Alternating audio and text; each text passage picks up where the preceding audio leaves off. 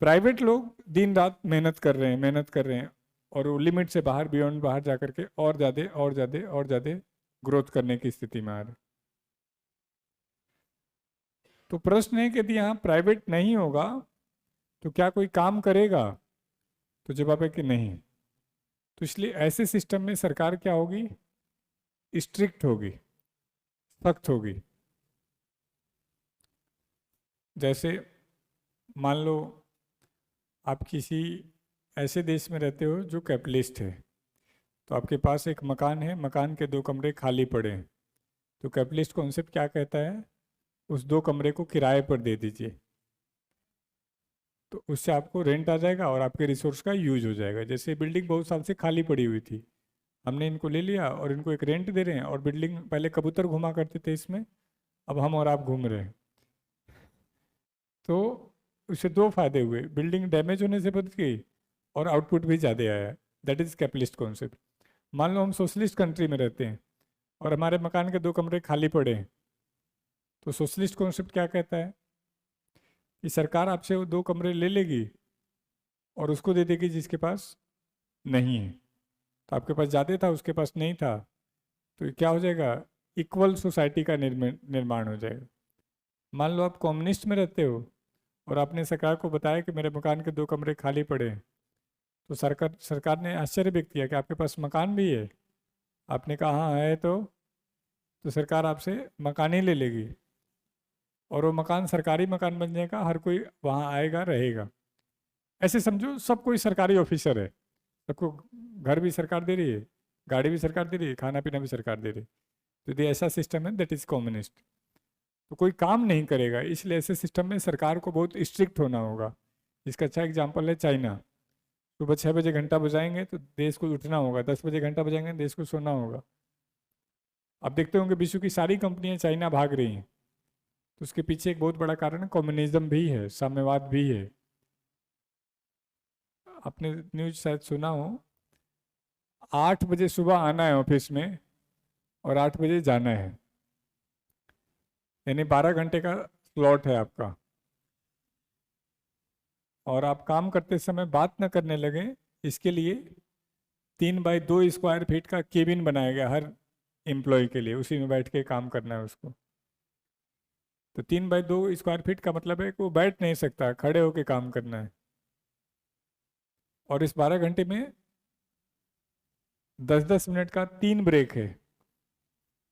ये नहीं हमारे जैसे 1 घंटे का ब्रेक है तो आधे घंटे पहले से तैयार हो रहे हैं, 15-20 मिनट बाद आ रहे हैं, चाय पी रहे हैं, फिर छुट्टा मार के आ रहे हैं, फिर से थोड़ा काम कर लें तो थोड़ा चलो एक बार और घूम के आते हैं, यही चल रहा है। तो अब ये जो व्यक्ति है जो 12 घंटे का काम कर रहा है, किसी से बात नहीं कर पा रहा है, खड़े होकर काम कर रहा है, तो क्या इसका काम करने में मन लगेगा? नहीं, तो इसको सुसाइड करने की इच्छा करने लगेगी। तो इन्होंने बिल्डिंग के चारों तरफ नेट लगाया हुआ है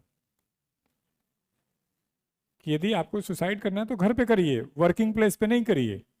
वर्किंग प्लेस पे करेंगे तो हमें दिक्कत होगी। That is China.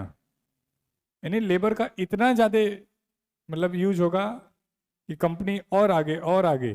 सिंपल सी बात है, कोई लेबर 10 घंटे में 9 घंटे काम करे और कोई लेबर 10 घंटे में 2 घंटे काम करे, तो कंपनी का आउटपुट घटेगा बढ़ेगा। तो ये चाइना का मॉडल है। जब मन करे हायर करो, जब मन करे फायर करो, कोई नोटिस पीरियड नहीं, कुछ नहीं। तो इसलिए आप देखोगे चाइना में हर किसी को 3 साल की आर्मी ट्रेनिंग लेनी कंपलसरी है। हमारे में है नहीं, हमारे में अग्निवीर हैं। अभी यूपी सरकार ने अग्निवीर को 25% सीट रिजर्व कर दी यूपी पुलिस में। यानी ये जानबूझ के और ज़्यादा बढ़ावा दे रहे हैं कि ठीक है, यदि अग्निवीर 4 साल की ट्रेनिंग लेके आया है तो यदि यूपी में कांस्टेबल लगेगा तो एक अच्छा कांस्टेबल साबित होगा। अब इस पॉजिटिव या नेगेटिव है मुझे नहीं पता, लेकिन आप अपने हिसाब से सोच के देखेंगे कि ये अच्छा है बुरा है। लेकिन देश के सभी लोग आर्मी ट्रेनिंग कर लें तो देश कितना मजबूत हो सकता है। आर्मी ट्रेनिंग एक सामान्य ट्रेनिंग नहीं होती है, उसमें आदमी मेंटली और फिजिकली काफ़ी मजबूत हो रहा होता है ना। दूसरा, कम्युनिस्ट क्या कहते हैं? Work according to your ability. आप अपनी योग्यता के अनुसार कार्य करें, and we will pay according to your need. हम आपको आपकी आवश्यकता के अनुसार भुगतान करेंगे।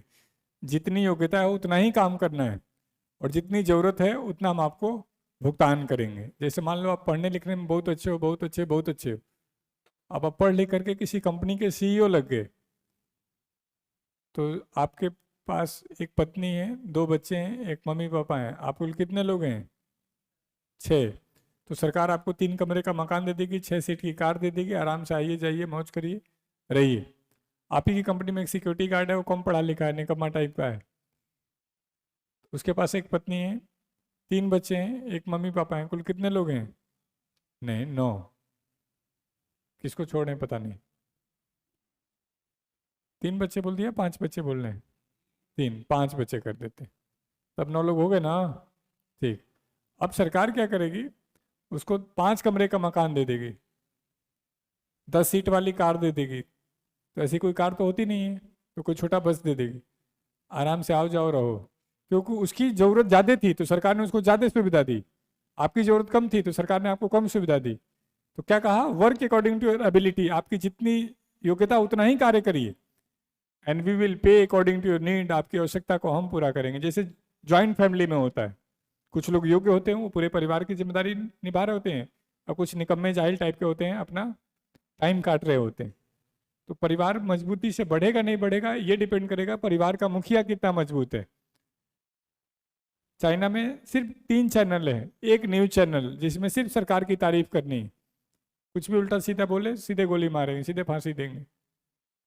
या नहीं कि कोई भी यूट्यूब पे बैठ के मोदी जी को कुछ भी कह दे रहा है और मोदी जी करें कोई बात नहीं देखेंगे तुमको। एक म्यूजिक चैनल जिसमें सिर्फ देशभक्ति टाइप के मूवी, हमारे जैसे नहीं कि तुमको देखा तो ये हो गया, और एक मूवी चैनल जिसमें सिर्फ देशभक्ति टाइप का मूवी। हमने कहा था कि जो बच्चे 16 साल 14 साल के हैं, यदि उनको हम गलत चीज़ दिखा रहे हैं तो उसी तरीके की सोच उनमें डेवलप हो रही है। जी।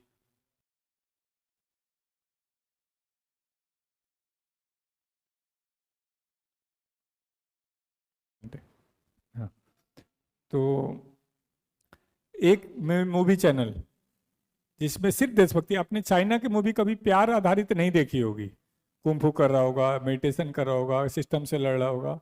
उन्होंने गाइडलाइन ही दिया हुआ है कि बकवास चीज बनाते ही मारेंगे सीधे। हमारे वहाँ हेट स्टोरी पार्ट 4 पार्ट 3 पता नहीं क्या क्या बन रहा है, मतलब कि अब कुछ दिखेगा अब कुछ दिखेगा ऐसा करके युवा बर्बाद हो रहे हैं। तो ये देखो ध्यान से, देश मजबूत कैसे बन सकता है, तो सिस्टम को मजबूत रखेंगे तब। तो भगत सिंह इसीलिए साम्यवाद के समर्थक थे कि एक सिस्टम मजबूत होगा, देश आगे बढ़ेगा। जैसे आप ऐसे सोचो, आपको नहीं लगता आपका जीवन मुश्किल है यहाँ पर, तो जवाब है कि हाँ है, लेकिन आपको पता है कि 1-2 साल का सफर है, ये अच्छे से कर लेंगे तो आने वाला 50-60 साल बेहतर जाएगा, इसलिए आप संघर्ष कर रहे हैं। इमेजिन करो पूरा जीवन आपका ऐसा हो जैसे हमारा हो रखा है, तो क्या आप जीना चाहेंगे ऐसा जीवन? नहीं।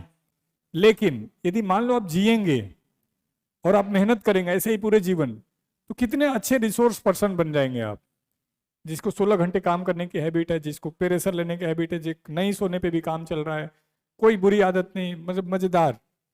तो देश सब कोई ऐसा हो जाएगा। तो ये कर लिया चाइना ने। हाँ हाँ, सभी स्टूडेंट को देनी। हिंदी अलग है, इंग्लिश अलग है, कॉमन है। हिंदी के कितने लोग हैं हिंदी मीडियम के? ठीक है, तो 70-80 हिंदी मीडियम, 100-90-80 इंग्लिश मीडियम। तो देश के पॉइंट व्यू से देखो तो ये एक अच्छा मॉडल है, लेकिन व्यक्ति के पॉइंट व्यू से देखो तो ये अच्छा मॉडल नहीं है। कम्युनिस्ट सिस्टम में अपोजिशन नहीं होता है, एक ही पार्टी होती है, पार्टी डिसाइड करती कौन पीएम बनेगा कौन प्रेसिडेंट बनेगा, पार्टी के मेंबर ही वोट डालेंगे। मेंबर बनने के लिए दोस्तों अपनी कमाई का 10% हिस्सा हर साल पार्टी को देना पड़ेगा। कम्युनिस्ट भगवान में भी भरोसा नहीं करते हैं, उनका कहना है कि यदि भगवान होते तो दुख नहीं होता, क्योंकि कोई भी पिता अपने पुत्र को दुख नहीं दे सकता।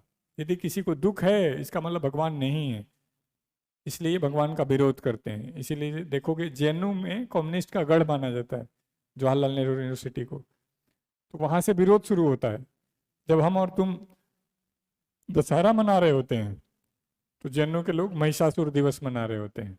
महिषासुर जानते हो ना, जो माँ दुर्गा पे हमला करने गया था, फिर माँ दुर्गा ने जिसका वध कर दिया। तो ये लोग कहते हैं कि महिषासुर SC ST था और माँ दुर्गा जनरल थी, और ये जनरल का SC ST पे आतंक है। अरे इतना गहराई से सोचते कैसे हो भाई? लेकिन ये इसी तरीके को उल्टे सीधे प्रोपेगेंडा लेके आते हैं। लेकिन पॉइंट क्या है कि ये एक अच्छा सिस्टम है, लेकिन प्रॉब्लम क्या है, ये लागू नहीं हो सकता है,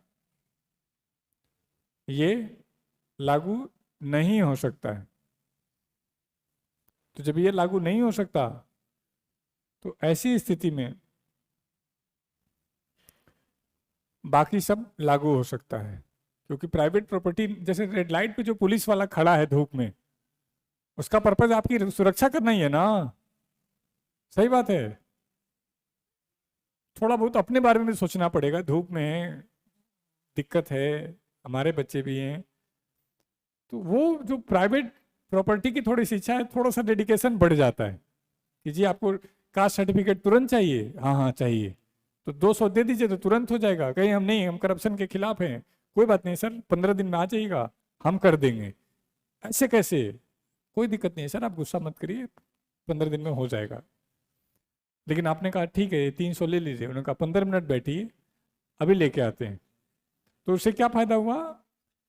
इनका प्रॉपर्टी बढ़ रहा है, लेकिन ये करप्शन के बहुत अगेंस्ट रहते हैं। आपने देखा होगा इनका जो फाइनेंस मिनिस्टर था 2010-11 में, फांसी देती, करप्शन, सिर्फ छोटा सा करप्शन था। जैकमा है वहाँ के, अली बाबा एक कंपनी है जो जैसे फ्लिपकार्ट है, अमेजन है। तो जैकमा ने गलती से, ऐसे ही आपके जैसे कुछ लोग बैठे थे, उन्होंने स्पीच दिया कि सरकार को अब अपनी पॉलिसी को रिव्यू करना चाहिए, थोड़ी सी पॉलिसी को लिबरल करना चाहिए, ऐसे तो कैसे काम चलेगा। स्पीच दे के निकले, गायब हो गए, और 3 महीने तक गायब रहे। फिर जब आए तो ठीक से चल नहीं पा रहे थे, बढ़िया कूटा, कहा तू कैसे बोल सकता है। और अभी 2 साल तक मीडिया में नहीं रहे, अभी 1.5-2 महीने पहले वापस मीडिया में आए, और अभी पता चला है कि अली बाबा का मैक्सिमम शेयर सरकार ने अपने लिए साइन करवा लिया कि भाई चला तू, प्रॉफिट हम लेंगे, ज़्यादा बोलेगा तो पूरा ले लेंगे। कोई बात नहीं, जय चाइना। और ऐसे करके काम चल रहा है। तो पूरी कहानी का निष्कर्ष क्या है कि कम्युनिस्ट एक अच्छा सिस्टम है, लेकिन ये डेमोक्रेटिक नहीं है।